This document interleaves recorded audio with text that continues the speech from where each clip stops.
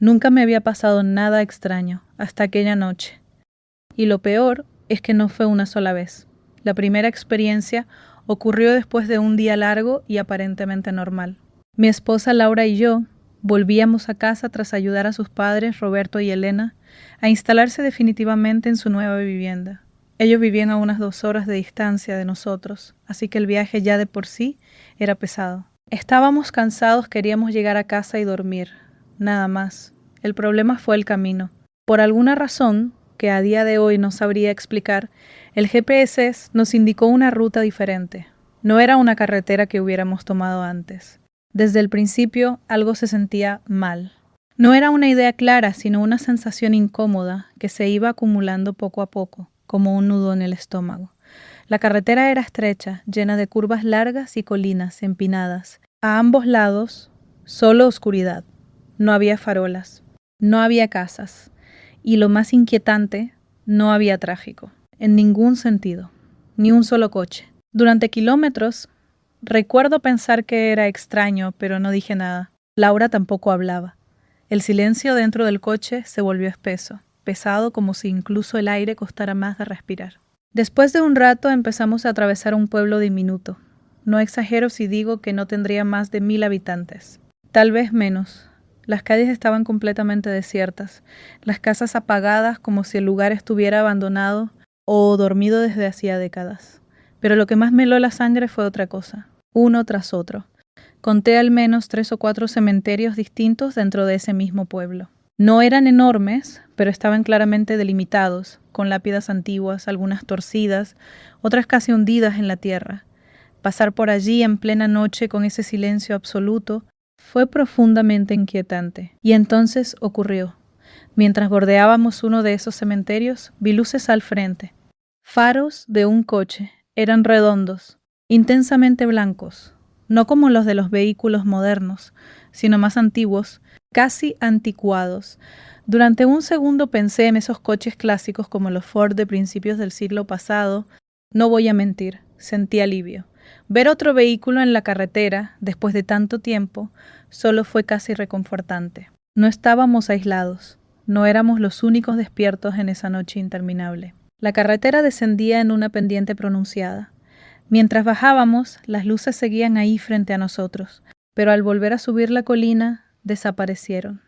No se apagaron, no giraron, simplemente ya no estaban. Instintivamente miré a ambos lados buscando una calle secundaria, un desvío, cualquier lugar donde ese coche pudiera haberse metido, pero no había nada. La carretera era recta, cerrada, sin bifurcaciones. Fue entonces cuando Laura me miró y preguntó con voz tensa: «¿Tú también viste eso, verdad?» Nos describimos exactamente lo mismo: las luces, la forma, el color, la desaparición imposible. Después de eso, no hablamos casi nada más en todo el trayecto. El miedo ya no era una idea. Estaba sentado entre nosotros, viajando en el asiento trasero. La segunda experiencia ocurrió tiempo después. Volvimos a visitar a sus padres, pero esta vez regresamos por la ruta habitual, la que conocíamos bien. Eso debería habernos tranquilizado, pero no fue así. Era tarde, alrededor de las 11 de la noche, principios de julio. El aire era cálido y la carretera estaba prácticamente vacía. A un lado del asfalto vi una cruz blanca, esas que se colocan donde alguien ha perdido la vida en un accidente. No era algo fuera de lo común. Triste sí, pero habitual. Seguimos adelante. Unos segundos después, mis faros iluminaron algo más adelante. Al principio pensé que era una sombra, luego una figura y finalmente una persona. Era una mujer caminando por el arcén. Tenía la piel pálida, de un blanco enfermizo. El cabello negro le caía sobre el rostro, ocultándole los ojos. Vestía una camiseta blanca y unos vaqueros azules, pero había algo horriblemente fuera de lugar. La parte trasera de su ropa estaba manchada de un rojo oscuro, la espalda, las piernas, y caminaba cojeando como si cada paso le costara un esfuerzo enorme. No había coches parados, no había señales de accidente, nada que explicara su estado. Durante una fracción de segundo pensé en detenerme, pero Laura, con una urgencia que nunca le había escuchado antes, dijo: «No pares, sigue, por favor sigue». Y lo hice. Mientras nos alejábamos, sentí un escalofrío recorrerme entero. No miré por el retrovisor. No quise comprobar si seguía ahí o si estaba mirando hacia nosotros. Nunca investigué qué ocurrió en ese tramo de carretera.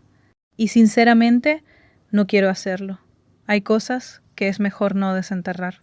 Algunas historias prefieren quedarse en la oscuridad. Desde entonces, cada vez que conduzco de noche presto más atención a los márgenes del camino. Y cada vez que veo luces en la distancia, rezo para que no desaparezcan. Esto me ocurrió a mí cuando tenía 27 años y a mi pareja Alex, que en ese momento tenía 24.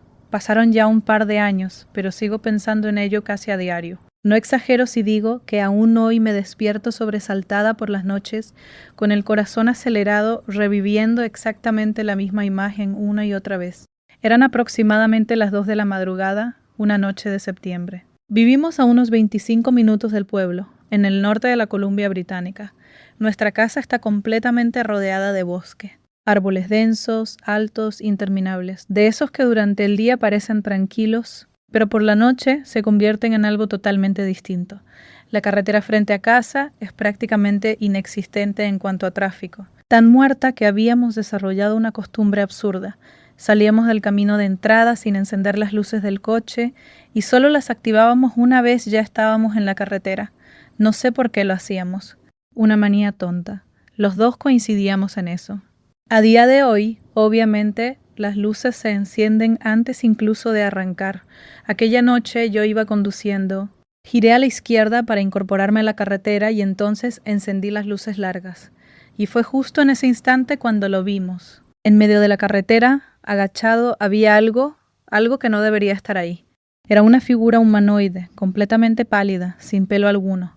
Su piel era tan blanca que casi parecía emitir luz propia, aunque probablemente era solo el reflejo directo de las luces largas. Estaba encorvado, como si se hubiese quedado inmóvil a mitad de un movimiento. En cuanto las luces lo iluminaron, giró la cabeza bruscamente hacia nosotros, como si se hubiese sobresaltado. Ese gesto fue demasiado rápido, demasiado consciente. No fue un movimiento animal. Durante un segundo eterno nadie dijo nada. Ni yo ni Alex respirábamos. Entonces aquella cosa comenzó a moverse. Cruzó el resto de la carretera con pasos torpes y regulares, como si no estuviera acostumbrada a usar su propio cuerpo. Se deslizó hasta la cuneta, que tenía unos 90 centímetros de profundidad, y descendió por ella. Pero ahí no terminó todo. Ambos observamos cómo, ya dentro de la cuneta, se giraba lentamente para mirarnos, y entonces se incorporó. Se levantó sobre sus patas traseras exactamente como lo haría una persona, exactamente igual, y sin embargo no del todo. La criatura sobresalía más de 1,5 metros por encima de la cuneta. Teniendo en cuenta la profundidad del desnivel, calculamos que medía más de 2 metros. Era más alta que nuestro coche. Sus hombros estaban encorvados hacia adelante. Su postura era agresiva, tensa, como si se inclinara para observarnos mejor. Y entonces ocurrió lo peor. Hice contacto visual con ella. No estaba mirando el coche, no estaba siguiendo el movimiento del vehículo, me estaba mirando a mí, directamente, a través de la ventanilla, con una inteligencia aterradora, como si supiera perfectamente que no era el coche lo que se movía, sino las personas dentro. Sabía que estábamos ahí. Sentí un frío horrible recorrerme la espalda, un terror profundo, primitivo, algo que no se parece en nada a ver una película o leer una historia. Es un miedo que te dice que algo va mal en el mundo. Reduje la velocidad hasta casi detenerme. Avanzábamos a menos de 10 kilómetros por hora, y mientras pasábamos junto a ella, no pude apartar la mirada, y ella tampoco la apartó. Giraba el cuello lentamente, siguiéndome manteniendo ese contacto visual constante, como si no quisiera dejarme ir, como si me estuviera memorizando. Alex dejó de verla cuando la pasamos, porque yo la bloqueaba desde su asiento. Pero yo seguí mirándola hasta que desapareció del todo de mi campo de visión. Cuando por fin miré de nuevo a la carretera, sentí ganas de vomitar. No hablamos, ni una palabra. El silencio era absoluto. Durante años he evitado contar esto. La gente se ríe. Dicen que sería un oso albino o un animal enfermo. Pero ningún oso se mueve así. Ningún animal te mira de esa manera. Y entonces el año pasado ocurrió algo más. Los padres de Alex vinieron a visitarnos justo antes de que comenzara el invierno. Trajeron a su perro, un perro pequeño. Una tarde, al anochecer, Su madre y yo salimos a fumar al porche. El porche está elevado a casi 2 metros del suelo. Estábamos en el lado izquierdo, el mismo lado por el que salimos hacia la carretera. Desde ahí se ve perfectamente el mismo tramo de bosque donde ocurrió todo aquella noche. La luz era escasa. El sol ya se había ocultado casi por completo. De repente escuché ramas rompiéndose en el bosque. Justo en ese momento el perro enloqueció. Empezó a ladrar como nunca antes. Se lanzó hacia el borde del porche, casi saltando al vacío para meterse entre los árboles. Eso fue lo que más me alarmó. Alex salió corriendo al oír el escándalo, y entonces lo vimos. Entre los árboles parcialmente ocultos había una figura alta, delgada y blanca. No pudimos distinguir detalles claros, solo su forma, su tamaño, su color antinatural. La madre de Alex no vio bien nada.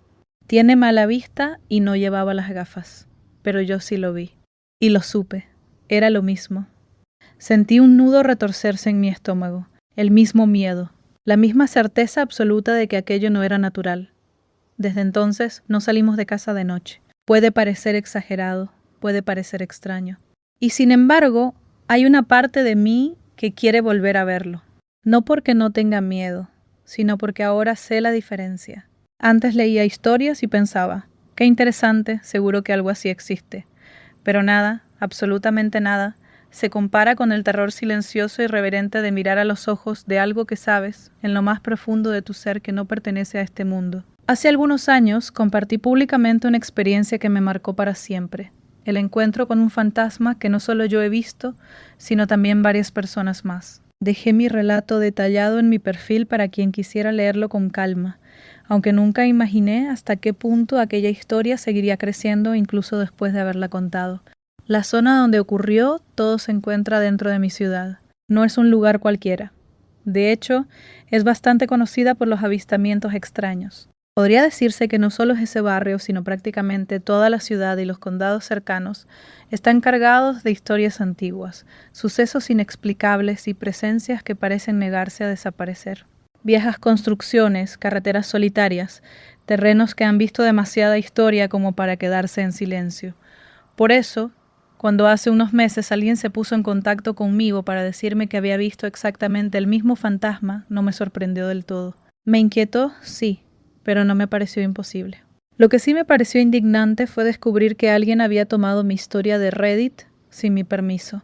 La había reescrito ligeramente y la había publicado en una página de Facebook dedicada a sucesos paranormales de la ciudad. No cambiaba la esencia, pero no dejaba de ser mi experiencia, algo personal, algo que me afectó profundamente.